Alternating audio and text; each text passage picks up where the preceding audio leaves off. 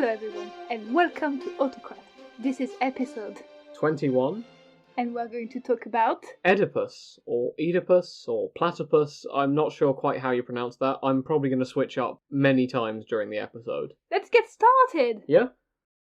Now, this story is going to involve someone called Laius quite heavily. Okay. Now, Laius is the son of someone called Labdacus, grandson of Apollodorus, and, because we want an actual connection here, great-grandson of Cadmus and Harmonia, who we introduced back in episode 3.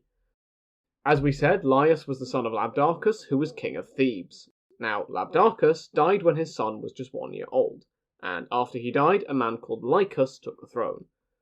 This Lycus is the son of someone called Nycteus, and is the brother of Nycteis, who was Labdacus's mother. Lycus was murdered after 2 decades by people called Amphion and Zethus. These were children of his sister Antiope, and he basically left them to die. This is because, when Antiope was a kid, she ran away from her father to the man she later married. Nycteus, the father, committed suicide, but entrusted Lycus with taking revenge, which he did by killing her husband, bringing her back, and exposing her children to die. Long story short, a herder finds and raises them. Lycus and his bride Dirce, or Dirce, I'm not sure, D-I-R-C-E, incarcerate Antiope and treat her badly.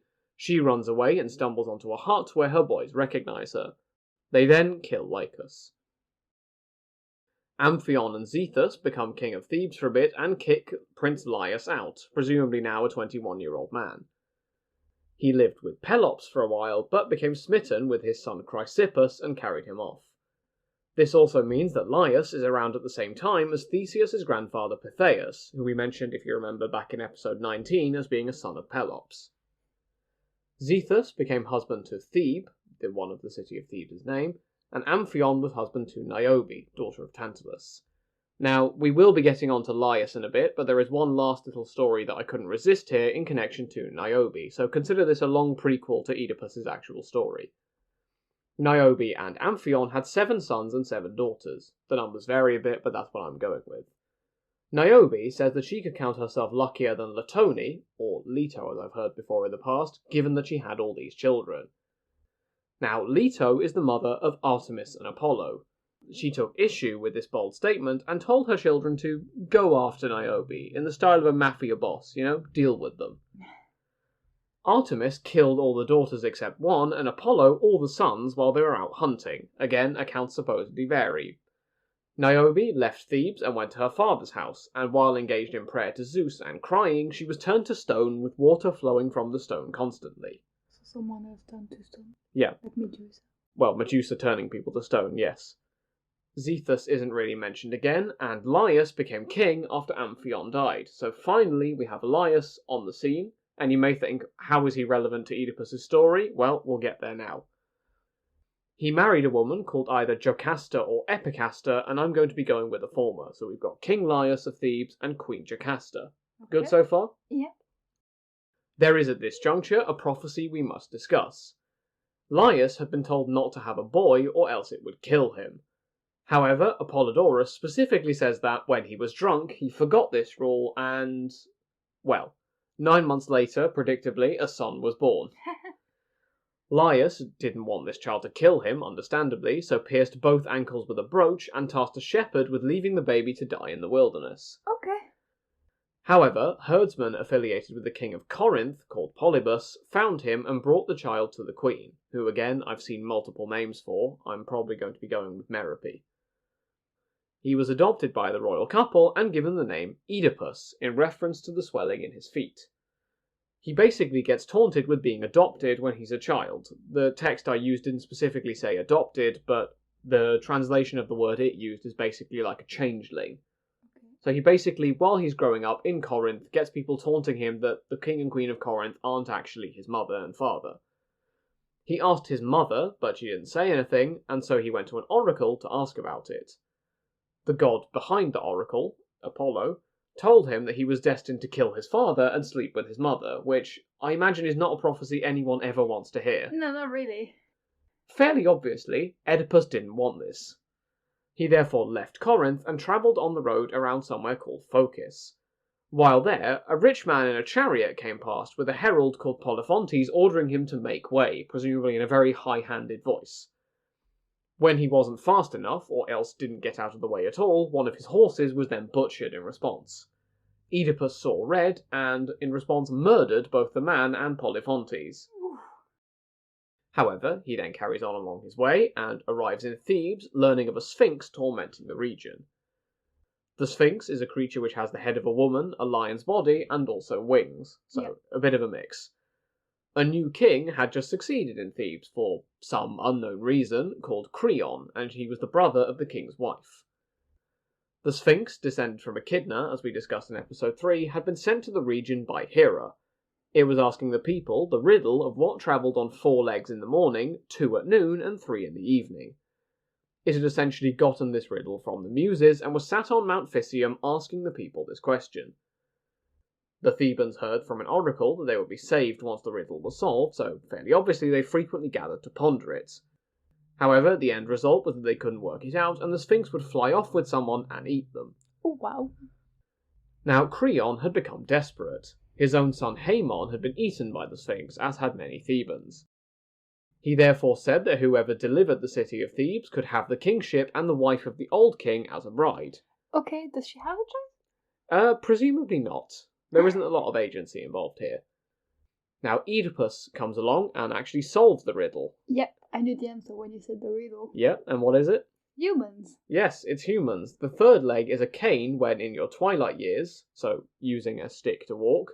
The 4 legs refers to crawling as a baby, and as adults we obviously walk on our own 2 feet. When we can. Yeah, when we can, obviously. What strikes me as odd is that the cane is referred to as an extra leg. Is it just very literally considered as to how many points are touching the ground? Yeah, well, it is an extra leg. I suppose in a way it is. Well, the Sphinx, in response to the riddle being solved, hurled itself off a tall building. Okay, that seemed like an overreaction. It does. Maybe some Sphinxes really can't handle the idea of their riddle being ruined. Oedipus became king and married the queen. Yes. Yeah, a few years passed, and Oedipus and the queen had 4 children together, Polynices and Eteocles, who are their sons, and Antigone and Ismene, their 2 daughters. That's where Antigone comes from. Some people say these aren't the queen's children, but for reasons we'll get to later, they kind of have to be, so Oedipus has had 4 children with the dowager queen of Thebes, who is now his queen. I'm now going to talk about Sophocles. Sophocles wrote a play on Oedipus, which was probably first performed in about 425 BCE. About 10 to 12 years after Oedipus becomes king, a disease spreads over the city of Thebes. Oedipus sends Creon to the oracle at Delphi to find out what the cause of the plague is. Creon tells him there is a stain on Thebes, something impure, and it needs to be removed before the plague will go away. This is because the killer of Laius is still at large. Okay. Have you got a guess on who Laius' killers might be? I mean, I have a vague idea based on foreshadowing. Oedipus asks about it, and it is revealed someone survived the killings by bandits. Creon says he couldn't do anything about it at the time because the Sphinx showed up, which is fair enough. Oedipus resolved to find the one who killed Laius, which, it's a bit ironic after all, because he also says he would do the same for his own father.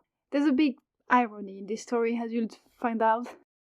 He asked the seer, Tiresias, to his side and told him that they needed to deal with Laius' killer. Tiresias is a bit hesitant to speak, which Oedipus doesn't understand, so he gets angry and they argue, but he refuses to say anything. Tiresias then says that Oedipus is the one they seek, and Oedipus dismisses him, like, you wanted an answer, you got an answer, but now you're not happy with the answer, so you dismiss the seer. Makes all the sense in the world. Tiresias says his word will make sense soon enough. Oedipus then accused Creon of conspiring against him, as he would. Because why would a random seer say that, Oedipus is the one they seek? Tiresias tells him that his pride will come before his fall and is told to get out. Okay. Creon is angry that Oedipus seems upset with him and that the accusation is that Tiresias lied at his behest. Right. All of this ends up with meaning that Oedipus is now worried Creon is coming after him. Yeah, is after his throne. Yep. They argue, and Oedipus says that it's foolish to think you can kill a relative and not suffer consequences. Which, irony. Yeah, the entire audience sucking in their breath through their teeth. Yep. They're about to fight as Oedipus wants Creon dead, and Jocasta comes in and breaks up the fight. Yeah. She comes downstairs, it's 8 o'clock, she's only just had her coffee and finds her brother and her husband at each other's throats. She does. She asks, like, why? What's happening? Why are you at each other's throat? Odious protests, and I'm just imagining a small child pointing accusingly that Tiresias had called him the killer of Laius. Yeah.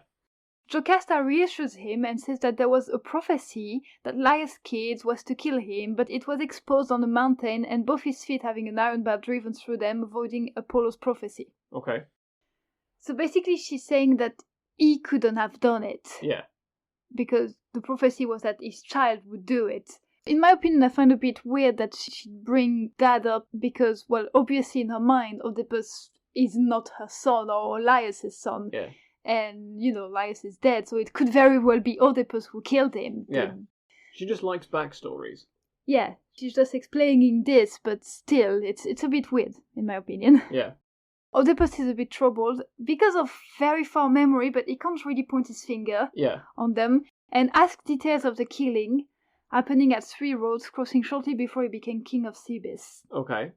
Jocasta then describes Laius to him, a tall man with a bit of white hair on his forehead. Yeah, presumably that makes him even more troubled, because he thinks, that sounds familiar. It does, because that does sound familiar. That's like that guy on that road. I'm sure it's unrelated.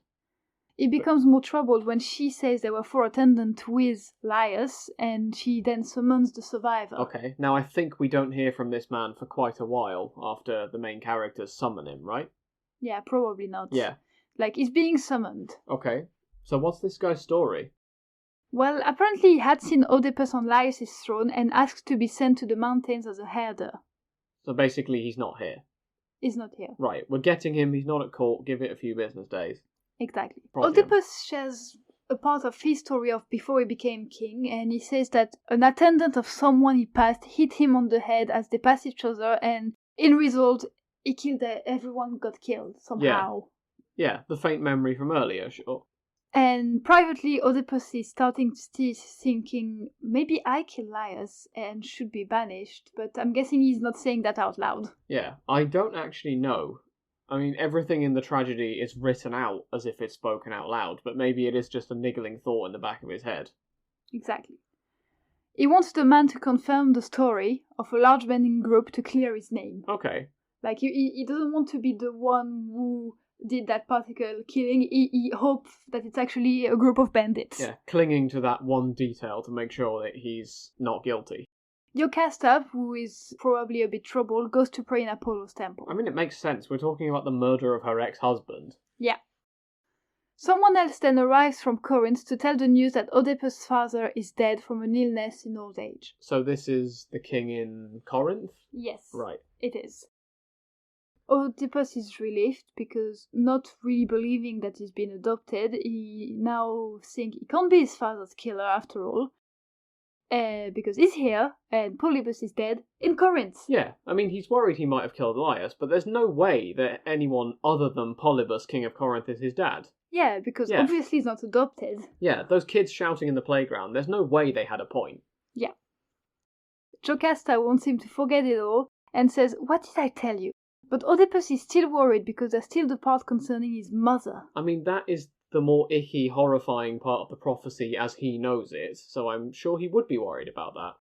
So he didn't tell Jocasta that a prophecy like that was made about him then? I don't think so. Okay. And he didn't realize when she told him of that prophecy about Laius that it just matched exactly with the prophecy for him. I think, from my understanding of Sophocles, everyone has all the information, and if they just sat down for 5 minutes and checked it all through, they would understand everything that's going on, but everyone is very blind to most information. Well, how about you tell us about the part concerning his mother? Okay. This man from Corinth asks what the problem is, and when Oedipus tells him, he says, "Oh, actually, I can help with that. You say you're worried that you would sleep with your mother, right?" Mm-hmm. Well, actually, Polybus wasn't your father, and Merope, sometimes given a different name, isn't actually your mother, so you can't sleep with her. Now, the messenger reveals himself as the man who brought Oedipus to Corinth to the king and queen as a baby, and he says, well, You were found in a valley in Kithyron, and I knew that the king of Corinth wanted a child. Now, at this point, Jocasta becomes rooted to the spot, because she started connecting all the details everyone else has been blindly missing so far. The messenger from Corinth says that he found him chained to a mountain with an iron rod through both his feet, which, amazing that no one picks up on that, given that Jocasta's just said that there was a brooch through Oedipus's feet. A shepherd of Laius gave him the child, and because apparently coincidence is a character in this play, this shepherd was also the same man to witness the attack on Laius by the supposed bandits, so he is the man who Oedipus has been searching for all this time. Now, the shepherd and survivor get summoned, and Jocasta starts begging Oedipus not to look into this any further for his own sake. Oedipus, nonetheless, presses on to find the shepherd, and Jocasta runs from the room at this point. As she would. Yeah. The shepherd is brought in, and is shown the messenger, and says, "Hey, this baby's king now." The shepherd starts to realise something. You can see the cogs turning in his head as you read the page. He's probably trying to hush the messenger, like shh, shh, shh, shh. Yes, he starts frantically chastising the messenger to stay quiet, keep your mouth shut for once, please. Oedipus asks this shepherd and survivor about the baby, and the man says he's talking rubbish. Like, don't even worry about it. Just, hey, hi, how are you? This guy's an idiot, please. It doesn't make any sense anyway. Oedipus threatens to torture the information out of the man, so he's 100% done with having to wait for info at this point. The shepherd begs Oedipus not to ask more, but eventually has it wrung out of him that the child, who was brought to Corinth, was from Laius' household. Oedipus is then told that the child, who grew up, became Oedipus, and struck down Laius, was the child of Laius and Jocasta. I bet he's a bit horrified at hearing that. Oh, he's absolutely mortified. So, in fact, however hard you try to get away from these things, he's killed his father, and Jocasta is... his mother. Jocasta kills herself off screen, and Oedipus intends to banish himself. He starts thinking that, well, he couldn't look at his parents in the afterlife. You know, imagine he dies, goes down to the afterlife, and sees Laius and Jocasta there.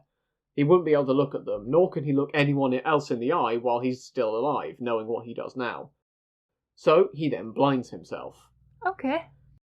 He starts lamenting, very theatrically, that Apollo had all this planned out for him, and he begs Creon to cast him out of Thebes and to bring his daughters to him. So these are Antigone and Ismene, who we mentioned at the start, who are also, now, his half-sisters. Everyone talks for a while, and then Creon takes the daughters away, despite Oedipus begging him not to. Oedipus laments himself as something that even the gods hate, so basically the cat was inevitably let out of the bag in this story. The king who died is Laius, his father, and the queen Jocasta is his mother. We'll pick up at this point with the end of Apollodorus' story, which is that Jocasta hung herself to death when she learnt it, so very similar so far to Sophocles. Yep. Oedipus blinded himself, was evicted from Thebes, and laid a curse on his two sons, who watched him get cast out without helping him. Okay, what does that curse do? We'll find out in later stories. It doesn't have an effect right away. Okay. The way I understand it, it basically leads to bloodshed in a generation's time. He and Antigone arrive in Colonus in Attica, which is also the region where Athens is, as we discussed in episode 18. And Theseus, who I believe is on the throne at this time, seeing as he seems to be in the region and not on an island, treats him well when he arrives, as one of the people who humbly ask stuff of the throne. So Oedipus has gone from being a king in Thebes to a beggar in Athens. Shortly after this, Oedipus died, and Polynices and Eteocles made an agreement that they would switch every year who would be king of Thebes, so one of them takes over the first year, then the next the second year, and back and forth. Now, how well do you think this is going to go? Well, knowing how sharing power usually goes, let's say poorly. Yeah, this is best left as a story for another time, but this doesn't go well very, very predictably. Now, Oedipus does have a little bit of an afterlife, and I believe this is something you're going to tell us more about. Sure. Freud later recycled the name of our protagonist in the Oedipus complex. Okay. That is the idea that the boys between 3 and 5 years old wants to be the principal recipient of their mother's affection and get rid of the revealing father figure. Okay. They're basically in competition. Right. This seems wrong to me as a way of remembering Oedipus. He didn't have this complex. Yeah, that's something that seems to be forgotten. Having an Oedipus complex means actively wanting to get all the affection from, or in some interpretations, be with your mother. But Oedipus ran all the way from Corinth to Thebes to try and get away from that prophecy. Yeah. Seems very harsh. A little bit. Well, that brings us to the end of this episode. Thank you all very much for listening. Have a great week, everyone. Yeah, have a great week. So, what do you think of that story? It's not as I thought it would be. I did think it would. Yeah. I think it would. Yeah, I only now read the Sophocles.